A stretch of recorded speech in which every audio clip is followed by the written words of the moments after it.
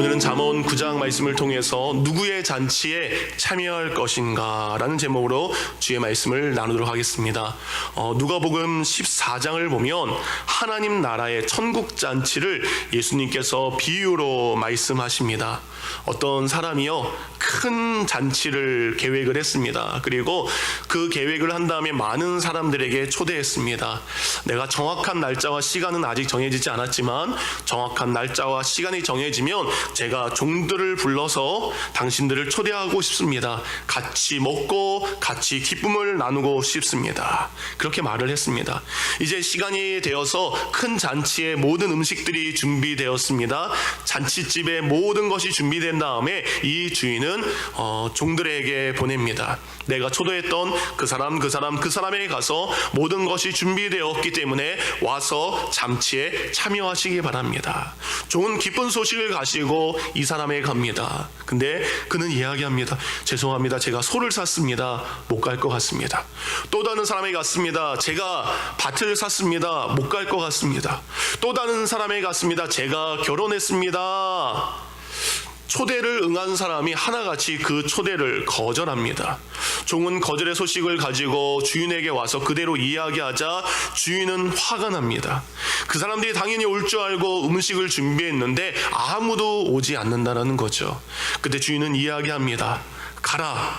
가서 저는 자, 보지 못하는 자, 말하지 못하는 자, 불편한 자, 연약한 자, 그들을 오게 해라. 그래서 그들이 다 초대에 응해서 오게 됩니다. 그래도 자리가 남습니다. 이에 주인은 다시 한번 이야기합니다.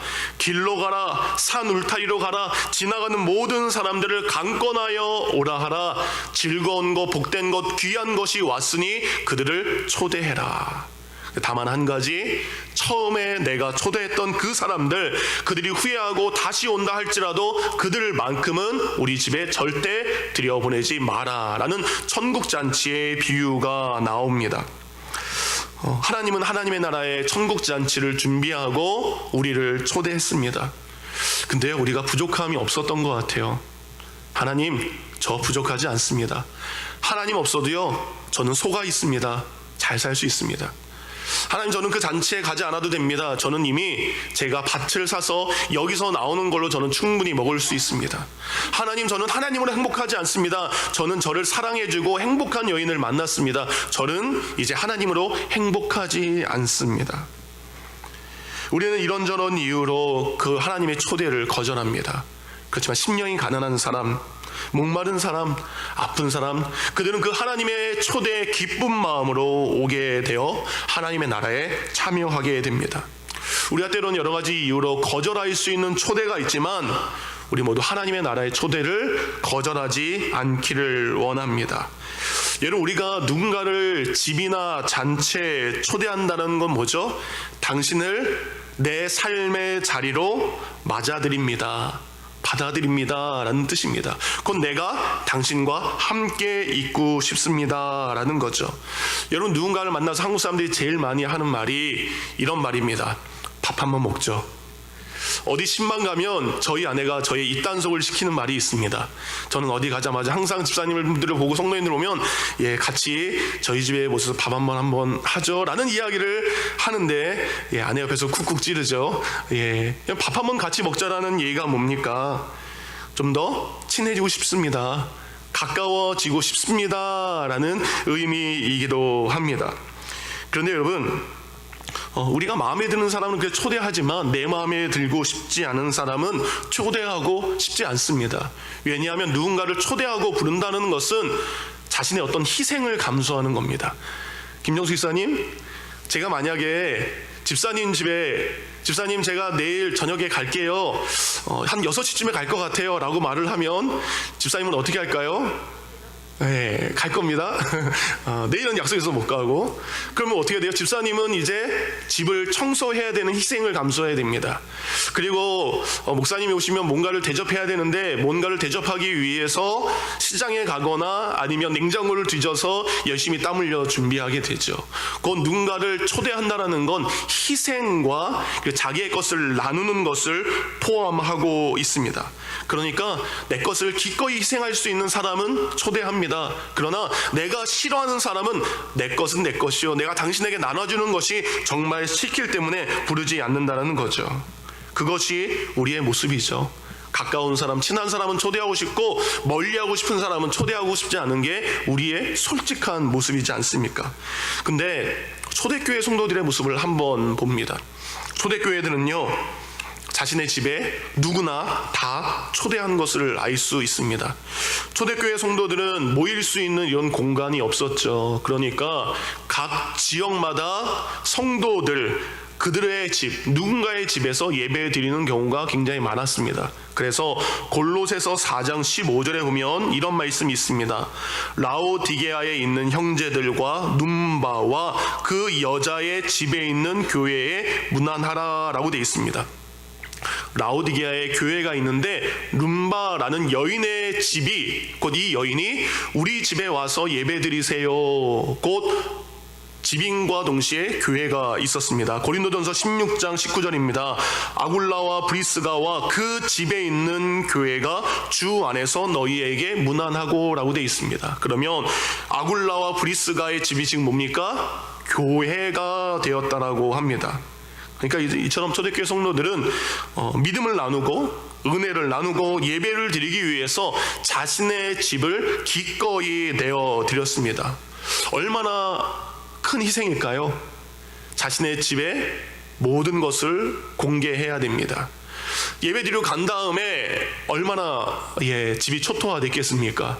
여러분, 목장 예배 드렸을 때 애들이 있는 목장 가신 다음에 힘드시죠? 매주마다 그런 일들이 벌어졌을 것입니다. 그렇지만 자신의 집을 기꺼이 그렇게 내어드리는 것은 뭐예요? 하나님, 우리 집에 찬양이 울려 퍼지게 하시니 감사합니다. 우리 집에 감사의 기도가 가득하게 하시니 주님 감사합니다. 우리 집에 하나님의 말씀이 선포되는 그 기쁜 복된 일을 우리 집에 있게 하시니 감사합니다. 힘든 것도 있지만 희생되는 것도 있지만 복된 것이 많기에 자신의 집을 내어드린 성도들이 곧 초대교회 성도들의 모습입니다. 그들은 사람을 차별하지 않았습니다. 이 사람이나 저 사람이나 오늘은 내 집이 아닙니다. 오늘은 우리 교회입니다. 누구든지 우리 교회에 와서 함께 예배 드리세요. 이것이 자신의 집으로 기꺼이 초대했던 초대교회 성도들의 모습입니다. 김정실 사님 내일 6시 안 갈 겁니다. 그러니까 긴장하지 마시기 바랍니다. 다음에 한번 부르시면 가도록 하겠습니다. 오늘 잠언 9장을 보면 두 집에서 각기 누군가를 초대하는 것을 알 수 있습니다. 1절부터 6절까지 누군가가 초대를 합니다. 그리고 13절부터 18절까지 다른 누군가가 또 누군가를 초대하고 있습니다. 먼저 1절부터 6절까지는 지혜로 집을 지은 지혜자의 집에서 누군가를 초대하고 있습니다. 9장 1절입니다. 지혜가 그의 집을 짓고 7 기둥을 다듬고, 곧 지혜로 세워진 집이 있습니다. 7개의 기둥은 뭐예요? 완전하고 굉장히 안전한 집에서 누군가가 우리를 부르고 있습니다. 왜 부르고 있습니까? 내용을 보니까 와서 함께 지혜를 나누죠. 말씀을 나누죠. 오셔서 함께 기쁨을 나누죠. 오셔서 함께 감사를 나누죠. 그 집은 기쁨과 감사와 은혜를 나누는 집에 누군가를 초대를 하고 있습니다. 그런데 여러분, 이 집은 너무나 귀한 완벽한 집인 것을 알 수 있는 게, 이 집에 있는 사람은 그 집의 모습을 통해서 삶의 우선순위와 귀중한 것이 무엇인지 깨달을 수 있게 됩니다. 여러분이 집을 한번 그려보시면 집 어떻게 그리나요? 뭐부터 그리세요? 지붕부터 그리죠. 그쵸? 지붕부터 그리면 집이 쓸 수 있을까요? 집을 짓는 분들은 뭐부터 그릴까요? 주춧돌부터 기둥을 세우고 그 다음에 지붕을 그리겠죠. 우리는 삶의 우선순위를 잘못 알고 있습니다. 근데 집을 접은 사람은, 곧 지혜를 알고 있는 사람은 무엇부터 져야 되는지 알고 있어요. 곧 지혜자의 집에 가는 사람은 그것을 볼 수 있고 그것을 알을 수 있습니다. 왜냐하면 그 집에서 나누는 삶의 지혜가 무엇이 우선인지 우리에게 알려주기 때문입니다. 이런 것이 뭘까요? 삶의 우선순위를 알려줄 수 있는 것, 감사를 나눌 수 있는 것, 은혜를 나눌 수 있는 것, 기쁨을 나눌 수 있는 것 뭡니까? 그것은 바로 교회입니다. 그것은 바로 어떤 겁니까? 믿음을 나누는, 믿는 자들이 모여서 예배 드리는 것입니다. 성도들이 땀 흘려 희생하는 그것이 바로 하나님의 지혜가 머무르는 것입니다. 우리는 그런 집을 사모하고 그런 집을 여러분이 지어야 될 줄 믿습니다. 이런 지혜로운 자가 지은 집에 초대가 하나가 있습니다. 두 번째는 13절부터 18절까지 보면 13절에 이렇게 시작합니다. 미련한 여인이 떠들며 어리석어서 아무것도 알지 못하고 하면서 미련한 여인이 자신의 집으로 초대하는 집이 있습니다. 이 여인의 집은 어떤 집입니까? 나중에 알겠지만 쾌락과 향락만 있는 집입니다. 죄를 짓고 있지만 죄에 대해서 불감, 곧 느끼지 못하는 곳에 초대를 하고 있습니다. 지혜자의 집이나 아니면 미련한 자의 집이나 집의 모습은 똑같습니다. 그러나 그 속이 다릅니다. 지혜자 그의 안으로 들어가면 그곳에는 기쁨과 감사를 나눌 수 있지만 이제 미련한 자, 곧 쾌락과 향락이 있는 그곳에 들어가면 오늘 성경을 보니까 18절에 오직 어리석은 자들과 죽은 자들이 거기 있는 것이니 또 그의 객들이 수올 깊은 곳에 있느니라. 곧 겉은 집이지만 들어가면 죽은 자들, 그리고 지옥의 골짜기가 그 안에 있다라고 합니다. 유진 피터슨 목사님이 쓰신 메시지 성경에는 이렇게 번역을 하고 있습니다. 그러나 사람들은 모른다. 그 여자의 벽장에 해골이 가득한 것을, 그 여자를 찾아간 자들이 모두 지옥에 떨어졌다라는 것을. 겉으로 보기에는 멀쩡한 집이었지만 그 여인의 꾀임에 빠져서 들어가서 쾌락과 향락에 빠진 사람들, 그들은 모두 죽어서 해골이 되었고 지옥의 심판을 받았다라는 두 가지의 집을 성경은 대조적으로 우리에게 말하고 있습니다. 먼저 지혜자의 집에 초대가 되었습니다. 그리고 그 안에 들어가 보니까 그 안에 먼저 보니까 풍성한 먹을거리가 있습니다. 2절에 보니까 9장 2절 짐승을 잡으며 포도주를 혼합하여 상을 갖추고 라고 되어 있습니다. 여러분, 하나님의 나라에는 늘 먹을 것이 풍성합니다. 왜냐하면 하나님은 우리가 먹어야 사는 존재인 줄 아십니다. 그래서 우리가 은혜를 나누고 기쁨을 나누고 사랑의 떡을 나누는 것이 굉장히 중요합니다. 근데 오늘 보니까 몇 가지가 준비되어 있는데 중간에 포도주를 혼합하여 라고 되어 있습니다. 오신 손님들을 위해서 포도주를 준비했습니다. 근데 포도주에 뭔가를 믹서했습니다. 어떤 분이 이 설교를 들으시더니 이런 얘기를 하더라고요. 그때부터 폭탄주가 있었나 보다. 폭탄주가 뭔지 아시죠? 예, 소주와 맥주를 섞으면 소맥, 한국 사람들이 자주 이해하게 하는 그런 것이 아닙니다. 여기에 나오는 포도주는요, 당시에 이런 문화가 있었다고 합니다. 포도주를 원액 그대로 먹는다는 것은 교만한다는 뜻이 있대요. 사람이 교만하지 않기 위해서, 포도주가 너무 독하지 않기 위해서 물을 타거나 아니면 향신료를 섞는 것이 평범한 사람들이 먹는 것이었다고 합니다. 어쨌든 그 음료는 취하는 음료가 아니라 기쁜 것을 나눌 수 있는 음료, 즐거움을 나눌 수 있는 음료를 마시는 거죠.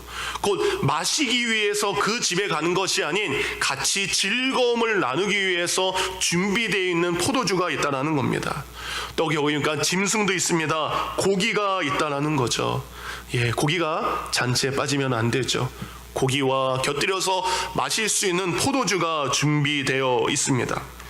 근데 이것을 보고 어떤 분들은 이런 이야기를 합니다.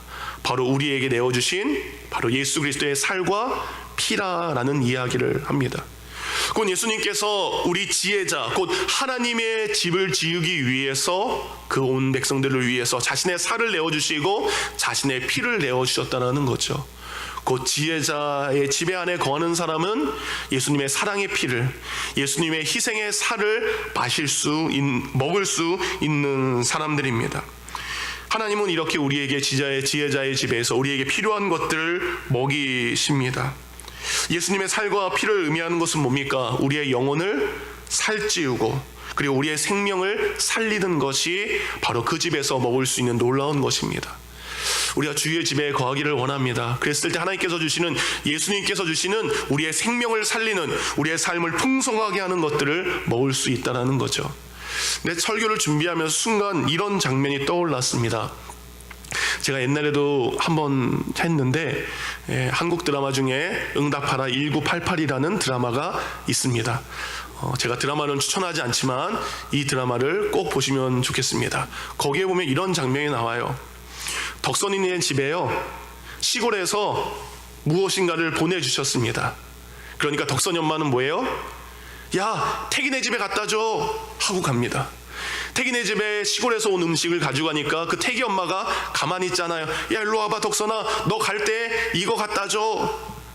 4명의 집이 있는데 음식이 이리로 갔다가 저리로 갔다가 이리로 갔다가 저리로 갔다가, 가난했지만 자신의 것을 나누는 모습이 드라마 속에 나옵니다. 이 시대는 그러지 않은 것 같아요. 이 시대는 그 시대보다 더 많이 풍성한 것이 있고 더 넉넉한 것이 있지만, 그때는 참 많은 것을 귀하게 나눴는데 귀하게 나누지 못하는 시대에 우리는 살고 있습니다.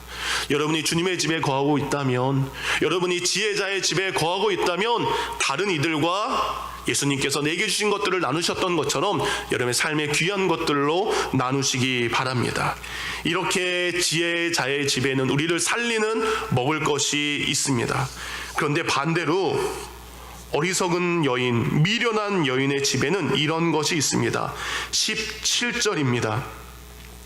도둑질한 물이 달고 몰래 먹는 떡이 맛이 있다 하는도다. 지혜자의 집에는 그 지혜를 나누기 위한 희생이 있었습니다. 그러나 미련한 자는 자기의 것을 희생하지 않습니다. 도둑질하는 것이 더 맛있어, 몰래 먹는 것이 더 좋아 라고 이야기합니다. 곧 오직 음식에만 집중합니다. 오직 맛있는 것에만 집중합니다. 오직 다른 것은 보이지 않고 탐욕과 쾌락만이 가득한 집이죠.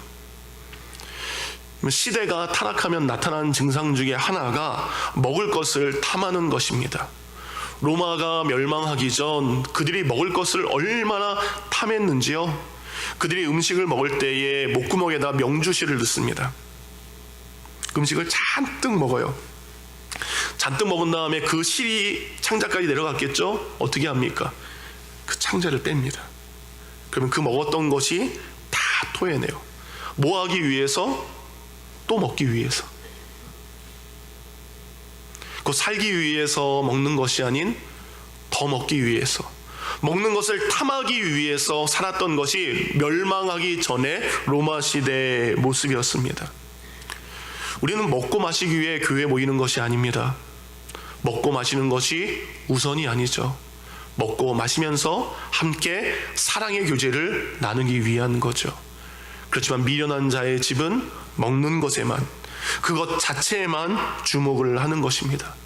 그들은 기쁜 마음으로 서로 은혜를 나누기 위해서 혼합한 포도주를 마시는 것이 아닌 자신의 감정과 자신의 의지를 조절하지 못하기 위해서 취하는 것이 그 집을 방문하는 목적이죠. 먹은 다음에 또 뭐 합니까? 다투고 싸우는 것이 그들 안에 있는 거죠. 가난한 이들, 그들을 돌보지 못하고 자신의 배만 채우는 것, 더 풍성해졌고 더 넉넉해졌지만 나누지 못하는 것이 미련한 여인의 집의 모습입니다. 이제 여러분은 미련한 자의 집에 있는 것과 거기에 있는 음식을 보았습니다. 이제는 지혜로운 자에 있는 것과 지혜자가 준비한 것을 보았습니다. 여러분 어느 집에 가시기를 원합니까? 여러분은 어느 집을 선택하겠습니까? 오늘 지혜롭게 지은 자도 누군가를 초대합니다. 오늘 미련한 여인도 자신의 집으로 누군가를 초대합니다. 오늘 누굴 초대합니까? 3장을 보니까 4절에 이런 사람들을 부릅니다.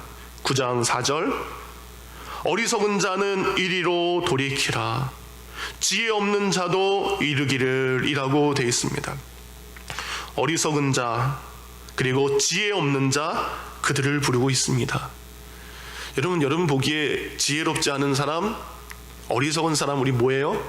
멀리합니다. 저 지혜롭지 못한 사람, 저 똑똑하지 못한 사람, 우리는 그들을 멀리합니다. 우리는 잘난 사람, 무엇인가를 얻을 수 있는 사람을 초대합니다. 근데 오늘 지혜로 지은 자는 아닙니다. 오히려 세상에 부족한 사람들을 초대합니다. 세상에서 세상 사람들이 손가락질하는 그들을 귀하게 여겨 초대합니다. 왜냐하면 그들이 초대받아 와오면 지혜 없는 자가 그 집에서 지혜를 얻기 때문입니다. 어둠 가운데 살던 그 사람이, 무엇이 진리인지 알지 못하던 사람이 그 지혜가 있는 곳, 곧 말씀이 있는 곳에 오면 무엇이 바른가 명철을 얻는 자가 되기 때문입니다. 여러분 주위에 저 사람 참 어리석은 사람이야, 저 사람 참 부족한 사람이야, 그 사람이 우리의 전도의 대상입니다. 지혜자의 집에는 오늘 성경 말씀을 보니까 명철이 있다 그래요. 밝히 드러나는 것이 있습니다. 지혜로운 자의 집에 들어가면 그 집은 밝습니다. 밝다라는 것은 뭐예요? 서로 이렇게 제가 강영식 원사님을 보는 것처럼 서로 볼 수 있습니다. 서로를 알아볼 수 있고요, 서로의 마음을 헤아릴 수 있습니다. 빛 가운데 있기 때문에 그 사람의 아픔을 볼 수 있습니다. 빛 가운데 있기 때문에 그 사람의 연약함을 볼 수 있습니다. 그 연약함을 볼 수 있기에 그를 감싸주고 그에게 지혜로운 길을 인도할 수 있습니다. 그러나 누군가는 그 지혜로운 자의 집으로 초대를 거부합니다. 교회의 초대를, 주님의 집으로 초대하는 것을 거부합니다. 이런 사람을 성경은 미련한 자다라고 이야기를 합니다. 성경이 말하는 미련한 자들 몇 가지를 찾아보니까 이런 사람들 미련한 자라 하더라고요. 욥기 2장은 하나님을 원망하는 자가 미련한 자요, 시편 14편은 하나님이 없다는 자가 미련한 자요, 잠언 7장에 보니까 음녀를 찾아가는 자가 미련한 자요, 잠언 9장에 보니까 시끄럽게 떠드는 자가 미련한 자요, 마태복음 25장은 모래 위에 집을 짓는 자가 미련한 자요, 마태복음 25장에는 기름을 준비하지 않는 자가 미련한 자요, 고린도전서 15장은 부활을 부인하는 자가 미련한 자요, 그리고 고린도후서 11장 17절은 자기를 사랑하는 자가 미련한 자다라는 겁니다. 나는 당신의 초대에 받지 않아도 나는 잘 살 수 있습니다. 나는 그 초대에 가지 않아도 나는 소가 있습니다. 나는 밭이 있습니다. 나는 집이 있습니다. 그렇게 자기 것을 사랑하는 사람, 그는 하나님의 초대를 거부한다라고 합니다.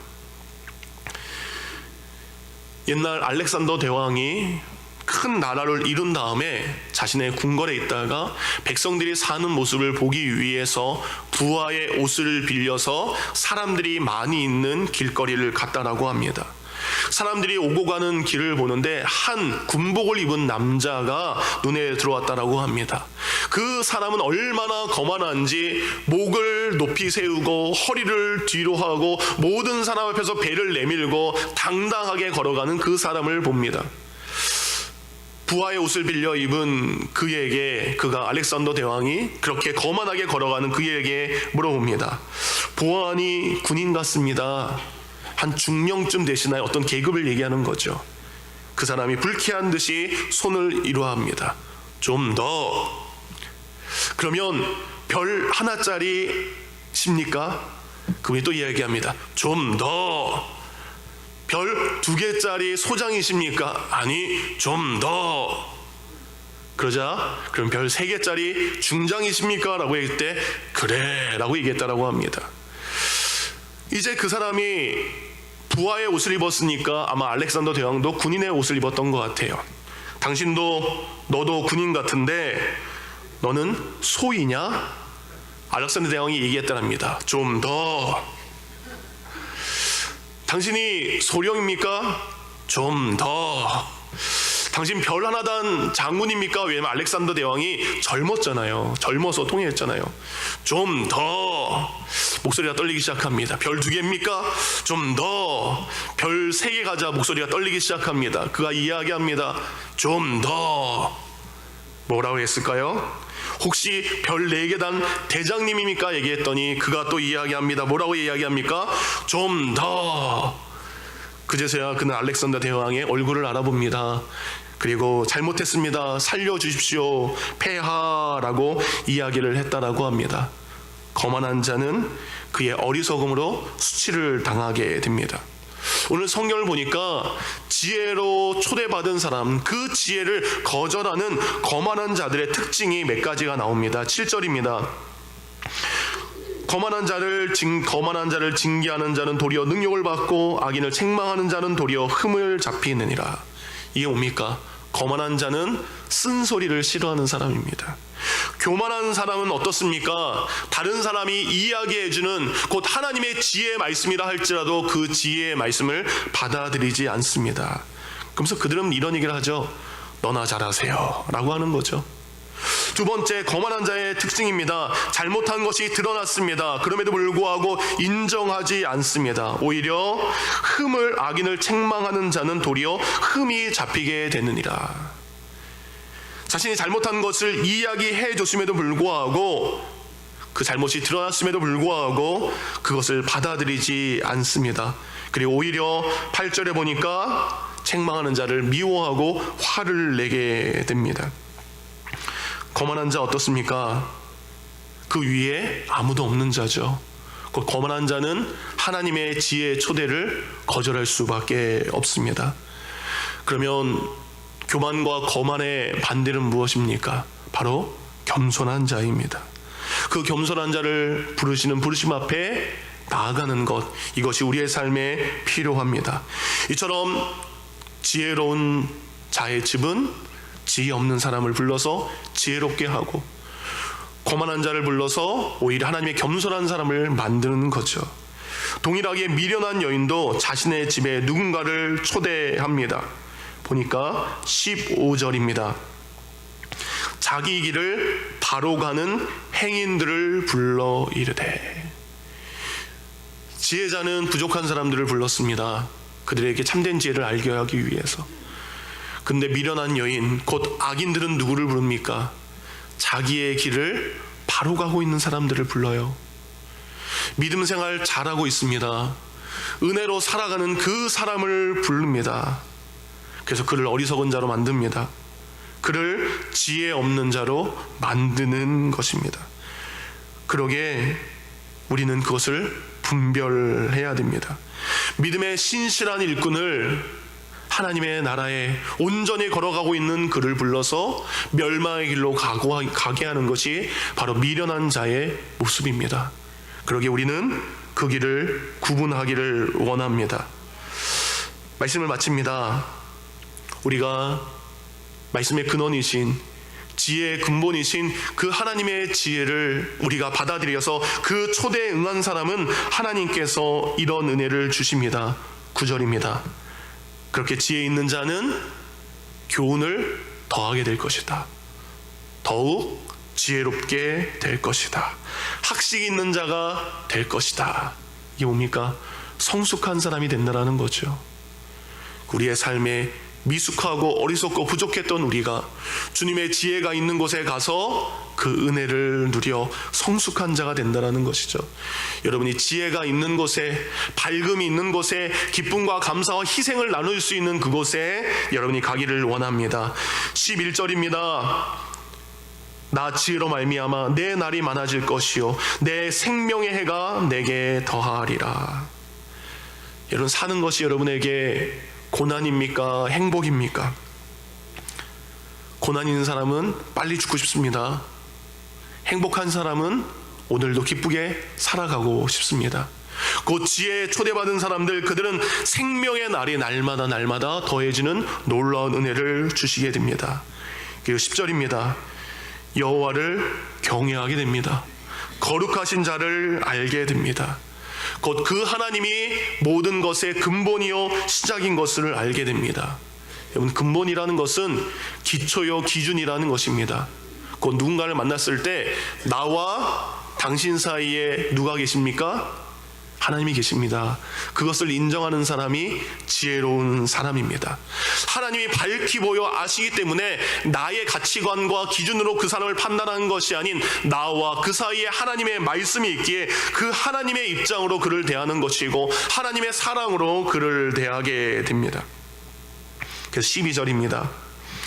내가 만일 지혜로우면 그 지혜가 내게 유익할 것이요, 우리가 지혜를 사모하는 자가 되어서 그 지혜 말씀으로 우리를 부르신 그 하나님의 부름에 우리가 초대된다면 우리는 더욱더 말씀의 큰 은혜를 받게 될 것입니다. 그러나 우리가 거만하면, 우리가 교만하면 주님은 우리에게 말씀하십니다. 너는 그런 해를 당하게 될 것이다. 이 시간 우리가 주님의 지혜가 있는 곳, 곧 말씀이 있는 곳, 그 말씀이 있는 곳을 사모하고 늘 주님의 집에 주의 말씀 안에 거하기를 사모하는 저와 여러분이 되기를 주님의 이름으로 축원합니다. 이 시간 들은 말씀을 생각하며 기도하겠습니다. 기도할 때에 여러분의 집은 지금 어떤 집입니까? 하나님의 지혜의 말씀으로 세워져 있는 집입니까? 아니면 거만하여 자신의 우두함으로 세워진 미련한 자의 집입니까? 이 시간 기도하기를 원합니다. 하나님의 말씀으로 세워지는 집이 되기를 원합니다.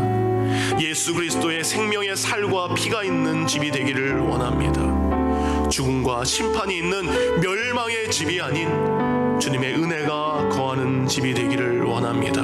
이 시간 기도할 때 하나님, 내가, 우리 가정이, 우리 교회가 하나님의 지혜로 하나님의 말씀으로 온전하게 세워지는 그 생명의 기쁨이 있는 곳, 그런 곳이 되게 하여 주시옵소서. 그 이 시간 나를 돌아봤을 때 내가 미련한 자에 있다면 주님, 나의 집을 헐고 주님의 지혜의 말씀으로 새롭게 하나님의 집을 지어갈 수 있도록 그 말씀 앞에 다시 한번 기도하겠습니다. 기도합니다.